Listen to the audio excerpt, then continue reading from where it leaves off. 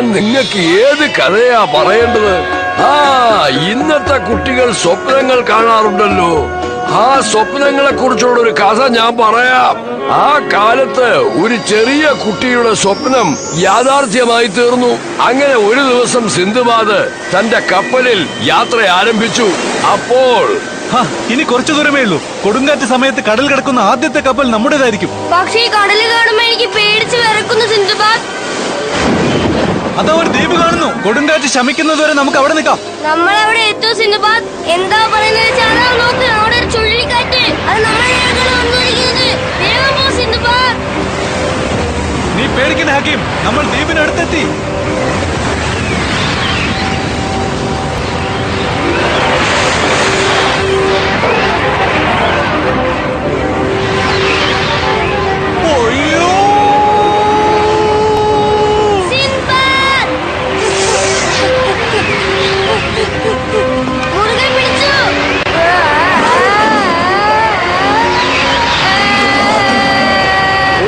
ടിച്ചത് കാരണം ഹക്കീം മയങ്ങി വീണു. ആ സമയത്ത് അതിഭയങ്കരമായ ഒരു ശബ്ദം കേട്ടുണർന്നു. ഞാനിപ്പോ എവിടെയാണ്?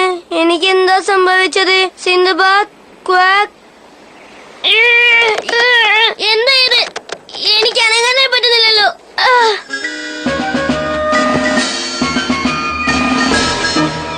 ഉടനെ അതിങ്ങോട്ട് കൊണ്ടുവാ.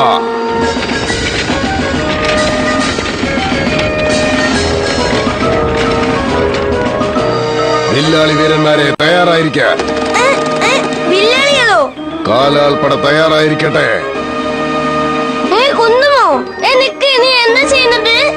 നീ എന്തെങ്കിലും കുരുത്തക്കേടൊപ്പിച്ചാൽ ഞങ്ങൾ നിന്റെ കഥ അവസാനിപ്പിക്കും. നിങ്ങൾ എന്താ ചെയ്യുന്നത്? ഞാൻ എവിടെയാണ്? നിനക്കെന്തും മാത്രം ധൈര്യം ഉണ്ടായിട്ടാ ഈ മഹാരാജാവിനോട് നീ ഇങ്ങനെ എതിർത്ത് സംസാരിക്കുന്നത്? ഞാൻ അല്ലെങ്കിൽ ചുഴലിക്കാട്ടിൽ അകപ്പെട്ട് ഇവിടെ വന്ന് വീണിരിക്കുക. എന്റെ ജീവിതം മുഴുവൻ കപ്പലിലാണ്. ദയവചെയ്ത് ഞാൻ പറയുന്നത് കേക്ക് രാജാവേ. ഞാൻ എന്റെ സുഹൃത്തുക്കളെ തേടിക്കൊണ്ടിരിക്കുക. ഇവിടെ നിന്റെ സുഹൃത്തുക്കൾ ആരും തന്നെ ഇല്ലടാ രാക്ഷസ. അവിടെ ഒരു വലിയ മൃഗം വരുന്നുണ്ട്. എല്ലാവരും ഓടിക്കോ, ഓടിക്കോ. നീ എത്തിയോ? നീ വന്നത് കൊണ്ട് ഞാൻ രക്ഷപ്പെട്ടു. എല്ലാവരും തയ്യാറായിരിക്കുക. ആ ജന്തു എത്ര വലുതായാലും നമുക്കതിനെ കൊല്ലണം. എല്ലാവരും അതിനെ ലക്ഷ്യമാക്കി ഉന്നം വയ്ക്കാം. നിക്ക്, നിങ്ങൾ എന്തിനാ ഞങ്ങളെ പേടിക്കുന്നത്? ഞങ്ങളോട് ഇതിനെ രക്ഷപ്പെടുന്നത്. ഞങ്ങൾ രണ്ടുപേരും നിങ്ങൾ ശത്രുക്കളല്ലല്ലോ. പക്ഷേ നിന്നെ പോലുള്ള ധാരാളം ശത്രുക്കൾ ഞങ്ങൾക്ക് ഇവിടെ ഉണ്ട്. ശത്രുക്കളോ? അവർ നിങ്ങൾക്ക് എന്ത് ദ്രോഹമാ ചെയ്തത്? അവരെന്താ ചെയ്തിരിക്കുന്നതെന്ന് ഞാൻ നിന്നെ കാണിച്ചു തരാം. എന്റെ ഓമന മകളും ഈ നാട്ടിലെ രാജകുമാരിയുമായി ഇവളെ തട്ടിക്കൊണ്ടുപോയി. രാക്ഷസന്മാരെല്ലാവരും ഒരുപോലെയാണ്. നമ്മളെ ആരും ആക്രമിക്കുന്നുണ്ടോ? ഓടിക്കോളൂ.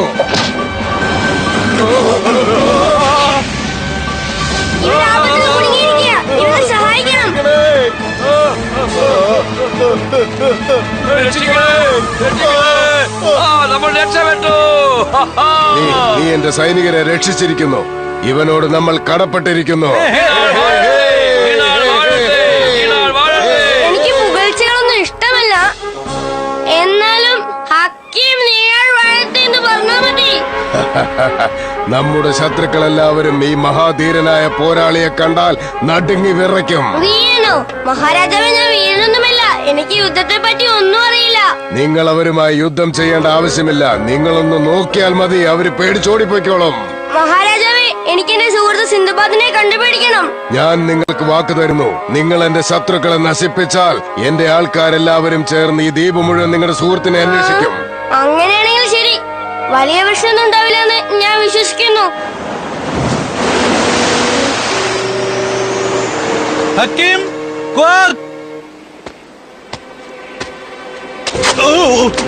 എന്താ ഇത്? അയ്യോ, താഴ്ന്നു പോകുന്നു. എങ്ങനെയെങ്കിലും രക്ഷപ്പെടണം. ഹക്കീം, ആരെങ്കിലും രക്ഷിക്കേ, ഞാൻ ആപത്തിലാണ്. ഞാനിപ്പോ വരാം. അത് രാക്ഷസനാണ്. തിരിഞ്ഞു പോകരുത്, ഞാൻ ആപത്തിലാണ്. എന്നെ സഹായിക്കണം. ദേവിയത് ഒരു കൈ തരൂ, എന്നെ സഹായിക്കൂ. അങ്ങനെയാണോ? എന്തോന്ന് ഊതുകയാണല്ലോ. നമ്മുടെ ആൾക്കാരെ എല്ലാം വിളിച്ചോണ്ട് വരൂ.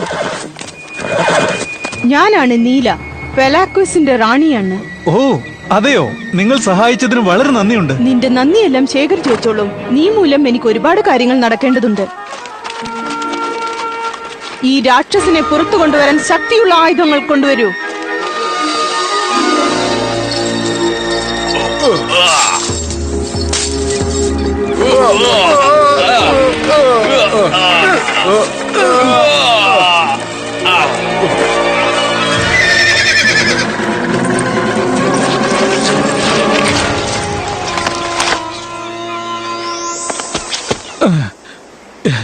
എന്റെ പേര് സിൻബാദ്. ഞാനൊരു നാവികനാണ്.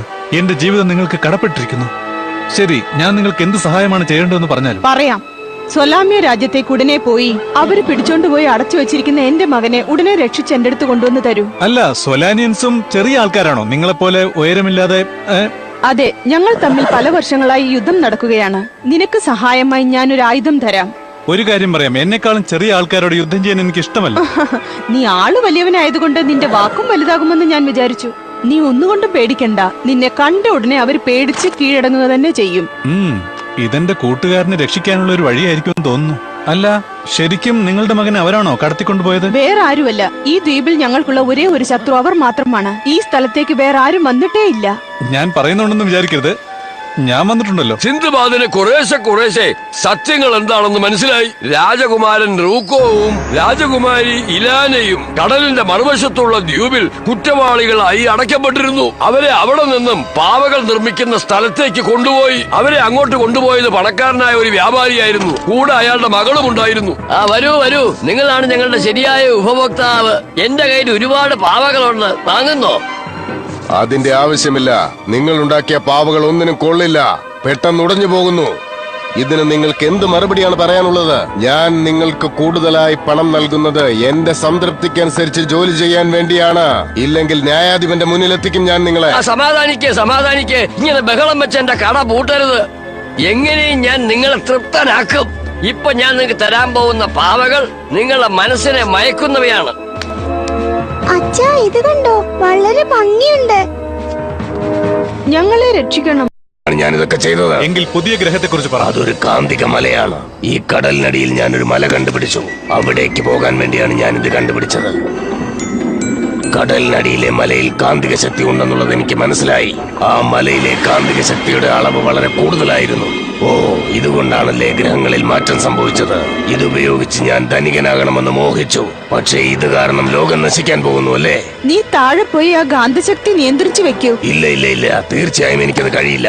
ആ കാന്തിക ശക്തിയെ നിയന്ത്രിക്കാനുമാവില്ല, അതിനെ നശിപ്പിക്കാനുമാവില്ല. അപ്പൊ ഞങ്ങൾ ആ കാന്തിക ശക്തിയുള്ള മല കണ്ടിട്ട് വരാം. അത് നിനക്കും സാധിക്കില്ല. അതിന്റെ ശക്തി വളരെ കൂടുതലാണ്. അതിന് എന്റെ അടുത്തൊരു വഴിയുണ്ട്. ഇതുപോലത്തെ 3 കവചം ഉണ്ടാക്കി തരൂ, വളരെ ഉപകാരമായിരിക്കും.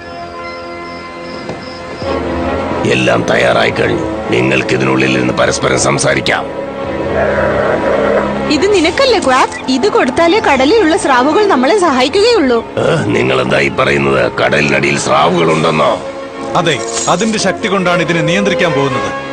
നീ ഇവിടെ തന്നെ ഇരുന്നിട്ട് ഇവരൊക്കെ ശരിക്കും ജോലി ചെയ്യുന്നുണ്ടോ നോക്കണേ.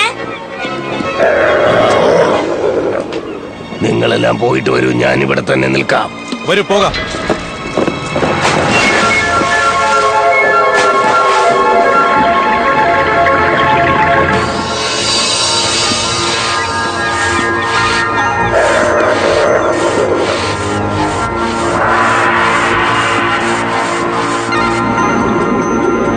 സിറായ, ഈ കാന്തിക മലയിൽ കൂടുതൽ ശക്തി എവിടെയാണെന്ന് നോക്കൂ. ഹക്കീം, നീ സ്രാവുകൾ വരുന്നുണ്ടോ എന്ന് നോക്കാൻ. സിന്ധുബാദ്, ഇവിടെ തീർച്ചയായും സ്രാവ് വരുമോ?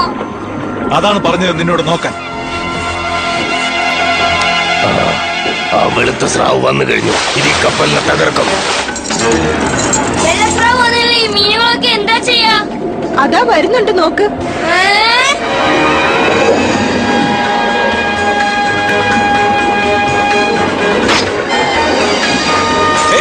ഞാൻ ഇവിടെയുണ്ട്.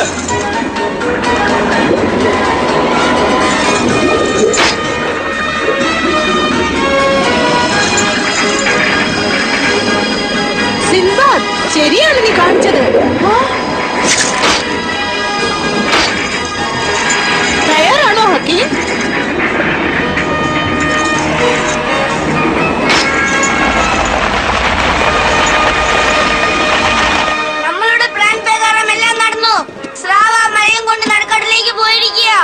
പക്ഷെ ആ സ്രാവ് തിരിച്ചു വരാതെ നമ്മൾ നോക്കണം. സിന്ധുബാദ് അവൻ വിചാരിച്ച കാര്യങ്ങളെല്ലാം പെട്ടെന്ന് നടക്കുമെന്ന് കരുതി. ആ തിമിംഗലത്തിനെ കപ്പൽ മൂലമായി സിന്ധുബാദ് പിന്തുടർന്നു. എന്നാൽ പെട്ടെന്ന് തിമിംഗലത്തിന്റെ കഴുത്തിലുണ്ടായിരുന്ന ചങ്ങല മുറിഞ്ഞുപോയി. ഇപ്പൊ നമുക്ക് ഉടനെ തന്നെ എന്റെ രാജ്യത്തേക്ക് പോകണം സിൻബാദ്. നമ്മൾ എത്രയും പെട്ടെന്ന് ആ നഗരത്തിലെത്തും. എല്ലാവരും മുറുകെ പിടിച്ചോളൂ. ആ നഗരത്തിലേക്ക് പോകാൻ എത്ര നേരം എടുക്കും സുരയ്യ? ഇനി 1 മണിക്കൂറുണ്ട് ഹക്കീം. 1 മണിക്കൂറായി കഴിഞ്ഞു.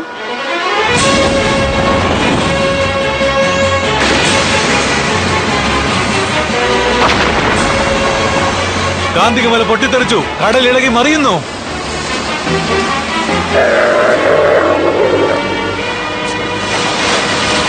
നിനക്കും ആപത്ത് വരുന്നുണ്ട്. എനിക്കോ? എന്നെ കുറിച്ച് നിനക്ക് ശരിക്കും അറിയില്ല. ഇപ്പൊ ഞാൻ എന്താ ചെയ്യാൻ പോകുന്നതെന്ന് കണ്ടോ നീ? എന്താ പറയുന്നത്? നിങ്ങൾ വെറും മണ്ടന്മാരാണ്. നിങ്ങളുടെ കൂടെ ചേർന്ന് നശിക്കാനാണോ ഞാൻ ഇതൊക്കെ കണ്ടുപിടിച്ചത്? സിൻബാദ്, സ്രാവ് വന്നുകൊണ്ടിരിക്കുന്നു. ഓ, അത് വന്നു അല്ലേ? സ്രാവിന്റെ പുറത്ത് കയറി സവാരി ചെയ്ത ആദ്യത്തെ ആൾ ഞാനാണെന്ന് എന്റെ പേര് ചരിത്രത്തിൽ എഴുതപ്പെടും. അത് വായിച്ച് നിങ്ങളൊക്കെ കോരിത്തരിക്കും. ശരി, ഞാൻ പോയിട്ട് വരാം. കഴിയുമെങ്കിൽ കടലിൽ ചാടി നിങ്ങളുടെ ജീവൻ രക്ഷിച്ചുകൊള്ളൂ. ഇതിന് നിയന്ത്രിക്കാനാവുന്നില്ല. ആ തിരമാല വളരെ വലുതായി വരുന്നുണ്ട്. എല്ലാവരും മുറുകെ പിടിച്ചോളൂ.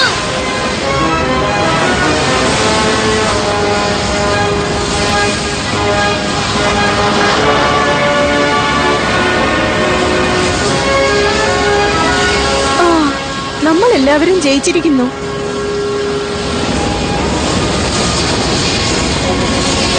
നീ ഒന്നുകൊണ്ട് വിഷമിക്കേണ്ട സുറയ, നമുക്കൊന്നും സംഭവിക്കില്ല.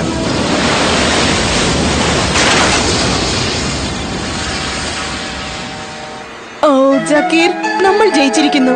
സൊറായും സിൻബാദും നമ്മുടെ രാജ്യത്തെ രക്ഷിച്ചിരിക്കുന്നു. നോക്കൂ മോളെ സുറയ, നീ എന്നോട് ക്ഷമിക്ക്. സിൻബാദ്, നീയും എന്നോട് ക്ഷമിക്കണം. നിങ്ങളെ കുറിച്ച് ഓർക്കുമ്പോൾ എനിക്ക് ഒരുപാട് അഭിമാനമുണ്ട്. ഞാൻ നിങ്ങളെ മനസ്സറിഞ്ഞ് അഭിനന്ദിക്കുന്നു. ഞങ്ങൾ രണ്ടുപേരും ഞങ്ങളുടെ രാജ്യത്തിന് വേണ്ടിയാണ് ഇതൊക്കെ ചെയ്തത് അമ്മാവ. ഇത്രയും ധൈര്യമുള്ള ഒരു പെൺകുട്ടിയെ ഞാൻ കണ്ടിട്ടേ ഇല്ല. യഥാർത്ഥ സുഹൃത്ത് ബന്ധത്തിന്റെ അടയാളമാണ് ഈ കുട്ടികൾ 3 പേരും. അന്ന് രാത്രി അവർ 3 പേരും